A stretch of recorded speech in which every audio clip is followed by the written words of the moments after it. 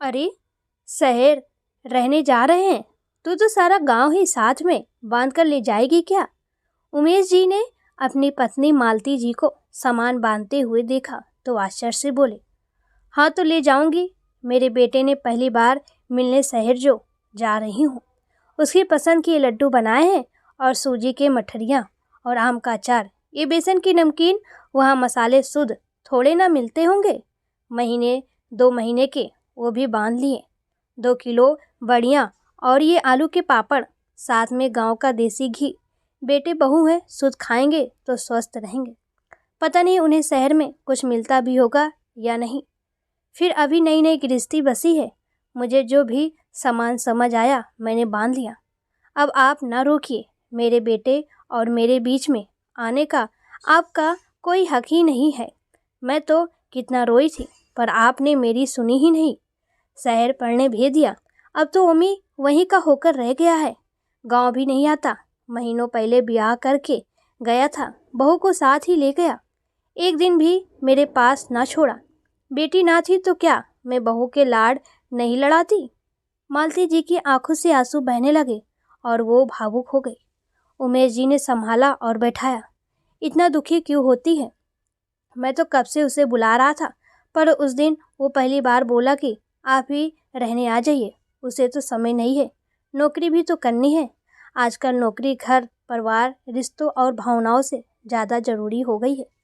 काम भी तो उसी से चलता है। शहर के खर्चे भी तो बहुत होते हैं। अब तू बांध ले सारा सामान। फिर ना कहना कि कुछ छूट गया है। और हाँ, वहाँ पहनने के लिए कुछ अच्छी साड़ियाँ भी रख लेना। बहू भी तो पढ़ी लिखी नौकरी वाली है। उसके सामने तू कुछ कम नहीं लगनी चाहिए। अरे, बहू से कैसी होड़? वो तो मेरी बेटी जैसी है। कम या ज़्यादा क्या होता है? अब उसके जैसी तो सुंदर नहीं लग सकती। वो तो जाने क्या क्या पहनती है। और ये कहकर मालती जी हंसने लगती हैं। कितना छोटा था हमारा ओमी, और अब बहू भी लेकर आ गया। आपको याद है शादी के इतने सालों बाद वो हुआ था? मैंने मंदिर जाकर कितनी प्रार्थनाएं की थी। पूजा पाठ टोना टोटका जो जिसने बोला वो किया था। कितने दिनों के बाद मेरी गोद हरी हुई थी। पर वो बड़ा कमज़ोर हुआ था। डॉक्टर ने भी कहा था अच्छे से देखभाल करनी होगी। बच्चा बड़ा ही कमज़ोर है। उसके रोज़ मालिश करती थी, सुबह शाम करती थी, ताकि हड्डियाँ मजबूत हो जाए और वो चलने लगे। कितनी मुश्किल से चलने लगा था और बोली भी नहीं आई थी। हर काम उसका देरी से हुआ था। ईश्वर ने एक ही संतान दी, पर उसे भी मुश्किल से पालना पड़ा। जब ओमी बड़ा हुआ तो पढ़ने में तेज निकला। कक्षा में पहले नंबर आता था। सब कहते थे ओमी बहुत बड़ा बनेगा, और आज बड़ा होकर बड़ी सी नौकरी करने लगा है। पत्नी भी अपनी पसंद की लाया है। पर देखो ना, बहू तो हमारे पैर भी न छुए। थोड़ी आजकल के ज़माने की है। मुझसे तो बात भी ज़्यादा ना हुई थी।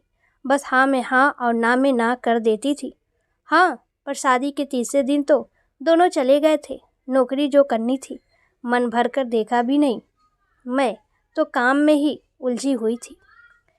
अब छोड़ना, क्या पुरानी बातों को लेकर बैठ गई। अब घर इतने दिनों बंद रहेगा तो उसे भी संभाल कर जाना है।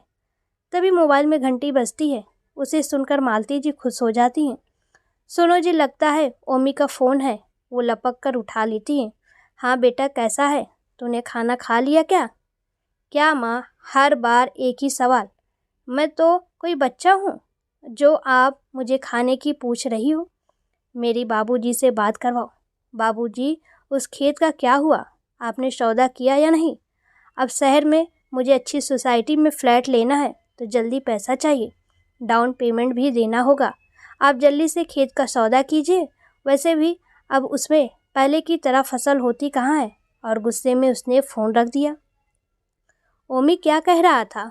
मालती जी ने उन्हें झकझोरा तो वो संभल कर बोले, हाँ कह रहा था सारा सामान अच्छे से पैक कर लेना। सफ़र के बीच के लिए भी खाना रख लेना। ट्रेन में अच्छा खाना मिलता नहीं है। माँ बाहर का खाएगी तो उनका पेट खराब हो जाएगा। उमेश जी ने हकलाते हुए कहा। हाँ तो सही कह रहा था। मेरा बेटा है तो माँ की सेहत की चिंता तो होगी ही। अब भी मेरा ओमी मेरा कितना ध्यान रखता है, और वो काम में लग गई। उमेश जी के माथे पर चिंता की लकीरें उभर आई। जिंदगी भर खेतों में काम किया, खेतों की फसल को ही बेचकर घर चलाया था। खेतों में उनकी जान बसती थी और ओमी जिद कर रहा था कि जो भी खेत है उन्हें बेचकर पैसा उन्हें दे दे ताकि वो शहर में फ्लैट ले सके। पर ओमी ने कभी नहीं सोचा कि अगर खेत बेचकर सारे पैसे उसे दे दिए तो वो दोनों बुढ़ापे में खाएंगे क्या। अब वो खुद खेत में काम नहीं कर सकते हैं पर करवा तो सकते हैं, और अभी से बेटे बहू पर निर्भर होना उन्हें मंजूर भी नहीं था। अब वो अपना जीवन अपने हिसाब से जीना चाहते थे। खेत बेच देंगे तो घर कैसे चलेगा। भले ही ओमी कमाता हो पर उसने आज तक अपने माँ बाबूजी पर एक भी पैसा खर्च नहीं किया था। शहर में रहने वाले मोटे खर्चों की दुहाई देकर दिल के कितने छोटे हो जाते हैं। अपने ही माता पिता पर खर्च करने से कतराते हैं, जिनकी वजह से आज वो अपने पैरों पर खड़े हुए हैं। जब मालती जी सो रही थी तो उमेश जी ने खेत के और घर के कागज निकाले और जल्दी सुबह ही अपने एक मित्र जो वकील थे उनके पास चले गए और सारी बात उन्हें बताई। वकील ने उन्हें सब कुछ समझाया, कुछ लिखा पढ़ी हुई, और वह घर आ गए। सुबह सुबह कहाँ चले गए थे? रंजन के घर चाय पीने गया था। तुझे तो पता है उससे मिले बिना मैं कहीं बाहर नहीं जाता हूँ। अब 1 महीने के लिए जा रहे हैं तो घर खेत भी तो किसी को संभाल कर जाने पड़ेगा। ऐसे कैसे सामान उठाए और चल दिए। अब जल्दी से तैयार हो जाओ, मैंने रास्ते भर का खाना बांध लिया है। आपकी वजह से देर हो गई तो फिर माफ़ ना करूँगी। मालती जी बनावटी गुस्से में बोली। अरे वो तो ठीक है पर बहू के सामने मुझे हुक्म मत देना, ना ही डांटना, वरना वो भी मेरी इज्जत ना करेगी। ऐसे कैसे ना करेगी? जो मेरे पति की इज्जत ना करेगी उससे मेरा भी कोई वास्ता ना होगा, चाहे वो मेरी बहू हो या बेटा। मेरे लिए तो आप ही पहले रहोगे, मालती जी ने कहा। देखो अपनी बात पर कायम रहना, समय आने पर पलट मत जाना, उमेश जी ने गंभीर होते हुए कहा। उनके चेहरे के भाव पढ़कर मालती जी बोली, आप ऐसा क्यों कह रहे हैं? आपके और ओमी के बीच में कुछ हुआ है क्या? कुछ नहीं हुआ, मैं तो मजाक कर रहा था। अब ऐसी स्थिति का कुछ पता नहीं, इस जमाने में कब किसके साथ क्या हो जाए। आपकी यही पहेलियाँ डरा देती है। कभी तो कहते हो मजाक कर रहा था, कभी गंभीर हो जाते हो। और मालती जी सामान बाहर रखने लगी। उमेश जी हाथ से सामान लेते हुए बोले, बेटे से मिलने का बड़ी खुशी हो रहा है। इतना वजन उठाओगी तो उससे बुढ़ापे में हड्डियां बोलने लगेगी। बूढ़े होंगे आप, मैं तो अभी भी जवान हूँ। मेरे बालों और रूप में कोई कमी नहीं आई है। और दोनों हंसने लगे। सभी पड़ोसियों को बताकर सबसे मिलकर दोनों गांव के स्टेशन से शहर की ट्रेन में चढ़ गए। लंबा सफ़र था। 20 घंटे की थकाने वाली यात्रा करके दोनों शहर के स्टेशन पर पहुंच गए। मालती जी की नज़रें बेटे को ढूंढ रही थी। ओमी लेने नहीं आया। मुझे तो लगा दोनों बेटे बहू स्टेशन पर मिलेंगे। आज तो रविवार है, उनका ऑफिस भी नहीं है। सामान एक तरफ रखकर उमेश जी ने मालती जी को बैठाया और फिर अपने बेटे को फ़ोन लगाया। ओमी बेटा, क्या बाबूजी संडे है, चैन से सो भी नहीं सकता क्या? आपकी बहू भी देर रात तक काम करती है, आपने तो उसकी भी नींद खराब कर दी। आपको तो नींद इस उम्र में आती नहीं है पर हमें तो आती है। कोई भी काम था तो देर से फ़ोन कर देते। और बाबूजी आपने खेत बेचे या नहीं? मुझे घर लेना है और इधर दलाल एक लगा रखी है। आपको तो हमारी ज़रा भी चिंता नहीं है। कब से कह रहे हैं खेत बेच दो तो मैं घर ले लूँगा। अब अपनी पत्नी को कब तक किराए के घर में रखूँगा? इतनी जायदाद रखी है, क्या छाती पर लेकर जाओगे? वैसे भी इकलौती संतान हूँ, अभी दे दो, बाद में भी तो सब कुछ मेरा होगा। ठीक है, खेत बेचकर सारा पैसा तुझे दे दूँगा, पर फिर तेरी माँ और मैं क्या खाएंगे? हम दोनों का खर्चा तो खेत से ही चलता है। तू हमें साथ में रख लेगा तो मैं खेत बेच दूँगा। बाबूजी, मैं आपको अपने साथ कैसे रख सकता हूँ? मैं और दिशा तो ऑफिस जाते हैं, फिर आपका मन तो गांव में लगता है, आप यहाँ नहीं रह पाओगे। फिर हमारी अपनी ज़िंदगी भी तो है। आप और माँ यहाँ रहोगे तो दिशा को परेशानी होगी। ठीक है, तो फिर हम गांव में रह लेंगे। तो हमें खर्चे के 20,000 रुपये महीने भेज दिया करना। उमेश जी ने कहा। क्या बाबूजी, मेरे पास इतना पैसा होता तो मैं आपसे खेत बेचने को कहता ही क्यों। अब 20,000 रुपये महीने आपको भेज दूंगा तो मैं खाऊंगा क्या। आप सब बेचकर शहर आ जाइए, यहाँ काफ़ी वृद्धाश्रम है, मैं आप दोनों को वहाँ रखवा दूंगा। समय पर खाना मिलेगा, ढेर सारे अपनी ही उम्र के लोग होंगे। ये सुनकर उमेश जी का खून खौल जाता है। वाह बेटा, हमने तुझे यही संस्कार दिए हैं। आज तूने बड़े अच्छे से अपना फर्ज निभाया है। पत्नी की फिक्र है कि उसे किराए के घर में कैसे रखूंगा, पर माता पिता को अनजान वृद्धाश्रम में छोड़ते हुए तुझे शर्म ना आएगी। संस्कार तो हमने अच्छे ही दिए थे, पर तुझे शहर की हवा लग गई है। बस मैं और मेरी पत्नी यही तेरा परिवार है। कल को तेरे बच्चे भी होंगे, वो भी तेरे साथ यही करेंगे तो तुझे कैसा लगेगा। माता पिता को बेघर करके तू अपना घर बसाएगा। और कान खोलकर सुन ले, मैं खेत किसी भी कीमत पर नहीं बेचूंगा। ये खेत मेरी आजीविका रही है और हम दोनों का बुढ़ापे में यही सहारा है।